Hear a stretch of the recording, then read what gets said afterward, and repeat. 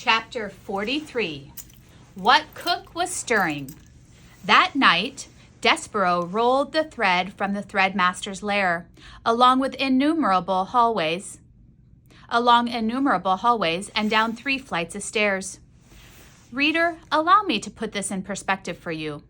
Your average house mouse, or castle mouse if you will, weighs somewhere in the neighborhood of 4 ounces. Despereaux, as you well know, was in no way average. In fact, he was so incredibly small that he weighed about half of what the average mouse weighs, 2 ounces. That is all. Think about it.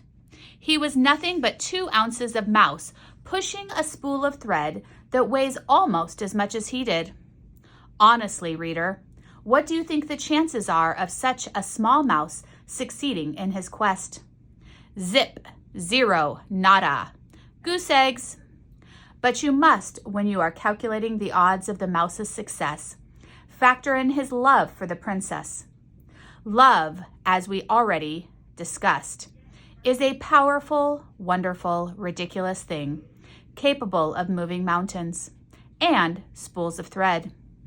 Even with the love and purpose in his heart, Despereaux was very, very tired when he reached the door to the castle at midnight. His paws were shaking, and his muscles were jumping, and the place where his tail should be was throbbing.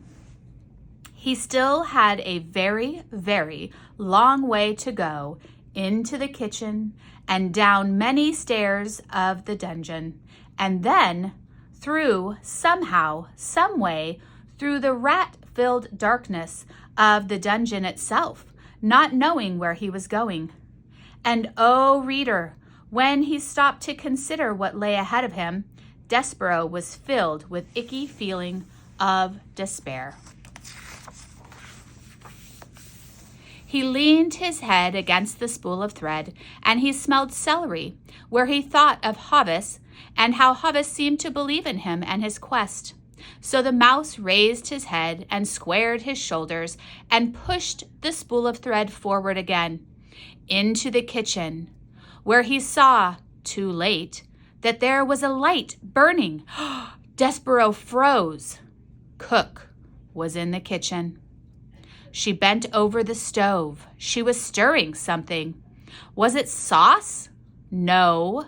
Was it stew? No. What Cook was stirring was soup. Soup, reader, in the king's